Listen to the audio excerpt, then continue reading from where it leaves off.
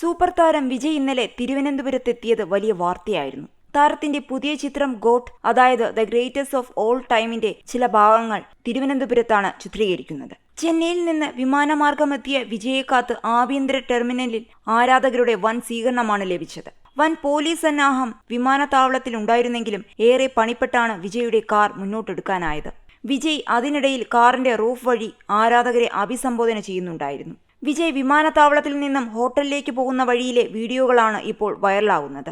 അതിൽ ഒന്ന് ഇപ്പോൾ ശ്രദ്ധേയമാകുന്നുണ്ട്. വിജയുടെ കാറിനെ ഫോളോ ചെയ്ത് 2 വീലറുകളിൽ ആരാധകർ എത്തിയിരുന്നു. കാറിന്റെ എല്ലാ ഭാഗത്തു നിന്നും വന്ന ആരാധകരോട് മുന്നോട്ട് നോക്കി ശ്രദ്ധയോടെ ഓടിക്കെന്ന് വിജയ് നിർദ്ദേശിക്കുന്നതും വീഡിയോയിൽ കാണാം. ഹോട്ടലിൽ എത്തിയതിനു ശേഷമുള്ള വിജയുടെ കാറിന്റെ ചിത്രങ്ങളും വീഡിയോകളും സമൂഹമാധ്യമങ്ങളിൽ പ്രചരിക്കുന്നുണ്ട്. കാറിന്റെ ചില്ല് തകർന്ന് ക്യാബിനുള്ളിലേക്ക് വീണിട്ടുണ്ട്. ഡോറടക്കം ചളുങ്ങിയിട്ടുമുണ്ട്. നേരത്തെ ശ്രീലങ്കയിൽ ചിത്രീകരണം നിശ്ചയിച്ചിരുന്ന ഭാഗങ്ങളാണ് ഇപ്പോൾ തിരുവനന്തപുരത്ത് ചിത്രീകരിക്കുന്നത്. 14 വർഷം മുൻപാണ് വിജയ് ഇതിനു മുൻപ് കേരളത്തിൽ വന്നത്. അത് കാവലൻ എന്ന സിനിമയുടെ ചിത്രീകരണത്തിനായിരുന്നു.